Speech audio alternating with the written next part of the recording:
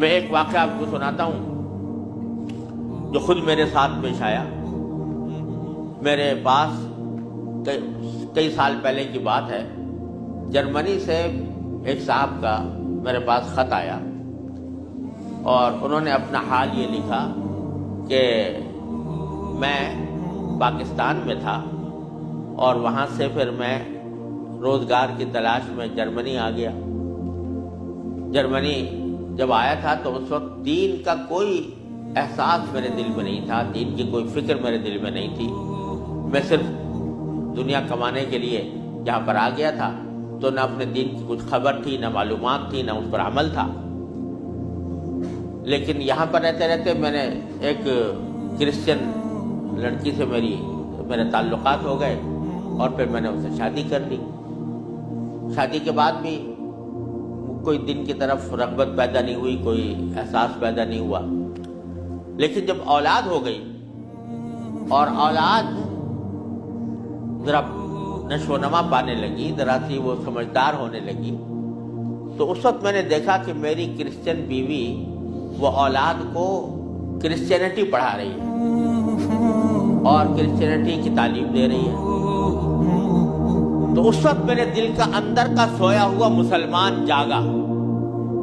کہ یہ میری اولاد ہے اور یہ کرسچن بننے جا رہی ہے، میری بیوی اس کو کرسچینٹی پڑھا رہی ہے. تو میں نے اپنی بیوی سے کہا کہ تم اس کو یہ کرسچینٹی مت پڑھاؤ. بیوی نے کہا میں کیوں نہ پڑھاؤں، یہ میری بھی اولاد ہے اور میں اس کو حق سمجھتی ہوں تو اپنی اولاد کو بھی ویسے ہی بنانا چاہتی ہوں. میں نے کہا نہیں، کرسچینٹی حق نہیں ہے، اسلام برحق ہے. اس نے کہا مجھے ثابت کرو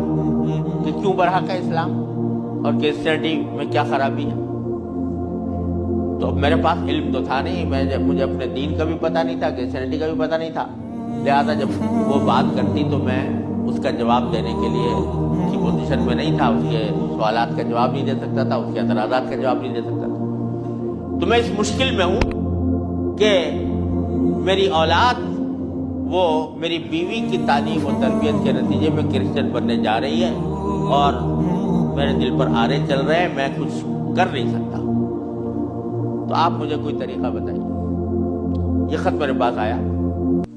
تو میں نے اللہ تبارک و تعالیٰ سے دعا کی کہ اللہ کوئی ایسی تدبیر اس دل میں ڈال دیجیے کہ جس سے اس بیچارے مسلمان کی مشکل حل ہو.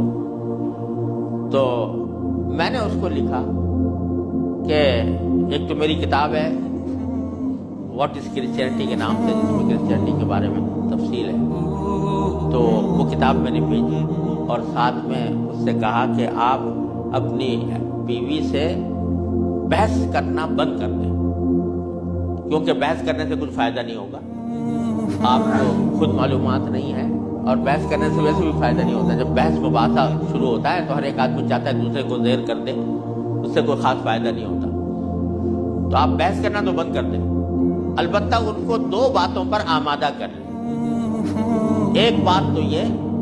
کہ اس سے یہ کہیں کہ بھئی خدا کو تم بھی مانتی ہو اور میں بھی مانتا ہوں، اور یہ بھی مانتی ہو کہ خدا سے دعا کی جاتی ہے. تو آؤ ہم دونوں بیٹھ کر یہ دعا کریں، اکٹھے بیٹھ کر یہ دعا کریں کہ یا اللہ اگر اسلام پر حق ہے تو ہمارا سینہ اسلام کے لیے کھول دیجیے، اس پر عمل کی توفیق عطا فرمائیے. اور اگر کرسچینٹی پر حق ہے تو پھر کرسچینٹی کے اوپر ہمارا دل کو مطمئن کر دیجیے. دونوں مل کے یہ دعا کیا کریں. ایک تو اس بات پر اس کو آمادہ کریں، دوسرے اس بات پر آمادہ کریں میں کتاب بھیج رہا ہوں کہ وہ کتاب کا مطالعہ کر لیں. میں نے یہ لکھ تو دیا، اللہ تعالیٰ سے دعا بھی کی کہ اللہ میں نے لکھ تو دیا ہے، اس کو مؤثر و مفید بنا دیجئے. کچھ عرصے کے بعد اس ساتھی کا خط آیا. اس نے لکھا کہ الحمدللہ میری بیوی نے آپ کی دونوں باتیں تو مان لی ہیں اور کہا کہ یہ دعا بھی کروں گی اور یہ کتاب بھی پڑھوں گی، لیکن ابھی کوئی فرق نہیں آیا، معاملہ کیوں کا توں ہے. تو میں نے پھر ان کو خط لکھا کہ آپ گھبرائیں نہیں اور اس عمل کو جاری رکھیں، دعا کرتے رہیں، تو گھبرائیں نہیں. اس کے کچھ عرصے کے بعد ان کا خط آیا میرے پاس. اس میں انہوں نے لکھا کہ عجیب و غریب واقعہ ہو گیا وہ یہ کہ میری بیوی وہ کسی جگہ کوئی ڈگری کورس کر رہی تھی، اس سلسلے میں یونیورسٹی گئی، اور یونیورسٹی سے واپس آتے ہوئے ہم دونوں واپس آ رہے تھے، وہ گاڑی ڈرائیو کر رہی تھی، میں اس کے برابر میں بیٹھا ہوا تھا، تو اچانک اس نے گاڑی ایک جگہ روک کر اور اس نے اپنا سر اسٹیئرنگ کے اوپر جھکا لیا اور بے تحاشا رونے لگی۔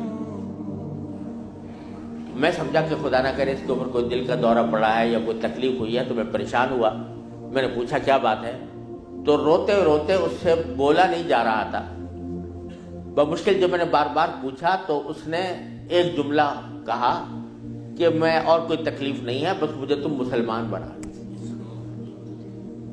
اسلام میں قبول کرنا چاہتی ہوں۔ کہتے مجھے اپنے کانوں پر اعتبار نہیں آیا کہ یہ وہی عورت ہے کہ جو اتنی شدت کے ساتھ مجھ سے بحث کیا کرتی تھی، اور اب یہ کری کہ میں نے کیا کہا، تو بار بار میں نے اس سے پوچھا تو اس نے کہا کہ نہیں، میں سچ کہہ رہی ہوں کہ مجھے مسلمان ہونا ہے، تو مجھے کہیں لے جا کر مجھے مسلمان بناؤ۔ میں پھر اس کو فوراً اسلامی سینٹر میں لے گیا، وہاں جا کے اس نے کلمہ شہادت پڑھا، مسلمان ہوئی، اور اس نے خط میں لکھا تھا کہ یہ اتفاق سے یہ دن رمضان کا تھا، اور آج پہلا موقع ہے کہ ہم دونوں نے سحری میں اٹھ کر ہم دونوں نے اکٹھا روزہ رکھا ہے،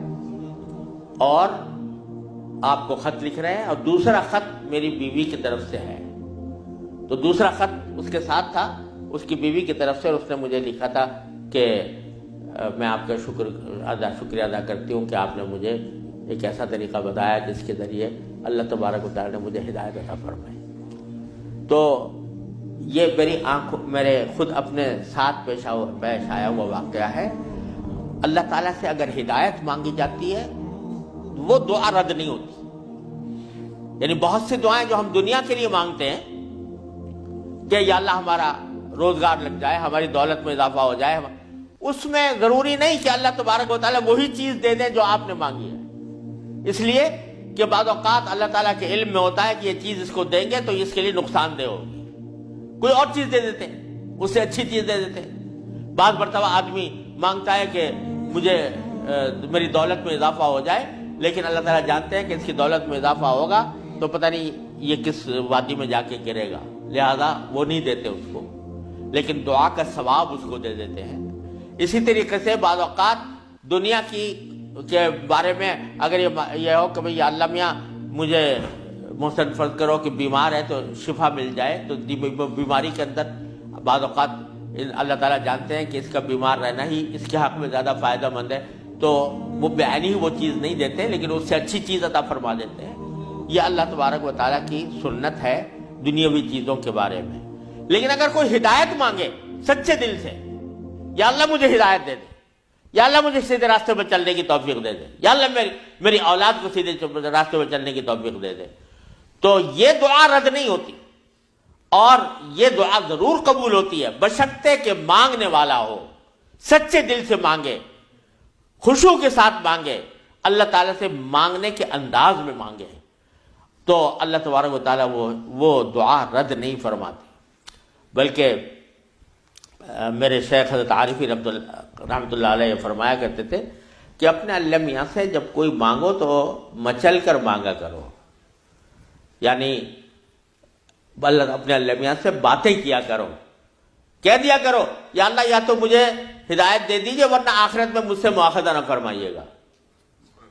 یا تو مجھے ہدایت دے دیجئے، گناہوں سے بچا لیجئے، اپنی نافرمانیوں سے بچا لیجئے، یا پھر آخرت میں میری گرفت نہ فرمائیے گا۔ تو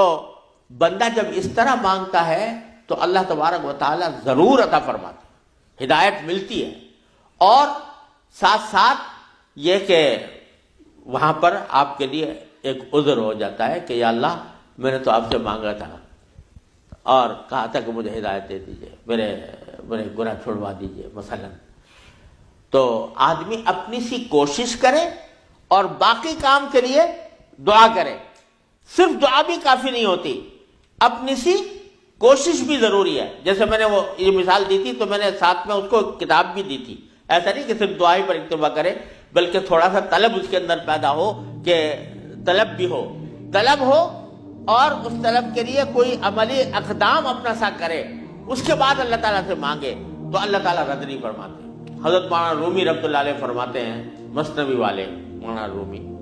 فرماتے ہیں کہ دیکھو حضرت یوسف علیہ السلام کا واقعہ دیکھو کہ ان کو جب زلیخا نے ورغلایا، گناہ کے اوپر آمادہ کرنے کی کوشش کی، تو قرآن کریم میں ہے کہ اس سے پہلے اس نے سارے دروازوں پر تالے ڈال دیے تھے، غلقت الابواب، سارے دروازوں پر تالے ڈال دیے تھے، اور پھر حضرت یوسف علیہ السلام کو بہکایا، ورغلایا۔ تو حضرت یوسف علیہ السلام آنکھوں سے دیکھ رہے تھے کہ سامنے دروازوں پر تالے پڑے ہوئے ہیں، نکلنے کا راستہ نہیں ہے، لیکن انہوں نے یہ سوچا کہ میرے بس میں اتنا ہے کہ دروازے تک چلا جاؤں، بھاگ گئے، تو بھاگ گئے، دروازے تک پہنچ گئے، اور وہاں جا کے مانگا اللہ تعالیٰ سے کہ یا اللہ یہاں تک پہنچنا تو میرا کام تھا، آگے دروازے سے باہر نکالنا اور اس گناہ سے مجھے بچانا آپ کا کام ہے۔ تو نتیجہ یہ ہوا کہ دروازے کے تالے ٹوٹ گئے اور داخل۔ تو مولانا رومی فرماتے ہیں کہ گرچہ رکھنا نیست عالم را پدید، خیرہ یوسف وار می باید دوید، اگرچہ تمہیں اس دنیا کے اندر تمہیں کوئی راستہ نظر نہیں آ رہا، گناہوں سے بچنے کا، اللہ تبارک و تعالیٰ کی نافرمانی سے بچنے کا ماحول ایسا ہے، اس سے نکلنے کا راستہ نظر نہیں آیا، لیکن خیرہ یوسف وار می باید دوید، جس طرح یوسف علیہ السلام دروازے اپنے حد تک جتنا کر سکتے تھے اس کے لیے دروازے تک دوڑ گئے، اس طرح تم بھی دوڑ جاؤ اور پھر اللہ تبارک و تعالیٰ سے مانگو تو اللہ تبارک و تعالیٰ انشاءاللہ رد نہیں فرمائیں گے۔ اس لیے میں عرض کرتا ہوں کہ اپنے معمولات میں، روزمرہ کے معمولات میں یہ بات شامل کریں کہ رات کو سونے سے پہلے اللہ تبارک و تعالیٰ کی بارگاہ میں اپنی بھی اور اپنی اولاد کی بھی، اپنے گھر والوں کی بھی ہدایت کی دعا فرمائیں۔ اللہ یا اللہ اپنے رحمت سے ہم چاہتے ہیں کہ ایسا کریں، اپنی طرف سے کوشش بھی کر رہے ہیں، یا اللہ اپنے فضل و کرم سے اپنے رحمت سے اس کوشش کو کامیاب بنا دیجئے اور ہمارے دلوں کو پھیر دیجئے۔ قرآن کریم حضور اقدس صلی اللہ علیہ وسلم دعا تلقین فرمائی، یا مصرف القلوب صرف قلوبنا علی طاعتک، اے وہ ذات جو دلوں کو پھیرنے والی ہے، اے اللہ ہمارے دلوں کو اپنی طاعت کی طرف پھیر دیجئے، اپنی اطاعت کی طرف پھیر دیجئے۔ یہ دعا سرکار دو عالم صلی اللہ علیہ وسلم تلقین فرمائی۔ تو یہ دعا ہر روز بندہ مانگے اللہ تبارک و تعالیٰ سے، انشاءاللہ رد نہیں ہوگی، انشاءاللہ ضرور کامیابی ہوگی۔ اپنی طرف سے کوشش جاری رہے اور ساتھ ساتھ اللہ تعالیٰ سے مانگتے رہیں، انشاءاللہ یہ کوشش کبھی رائے گاہ نہیں جائے گی۔ اللہ تبارک و تعالیٰ اس کو ضرور قبول فرمائے۔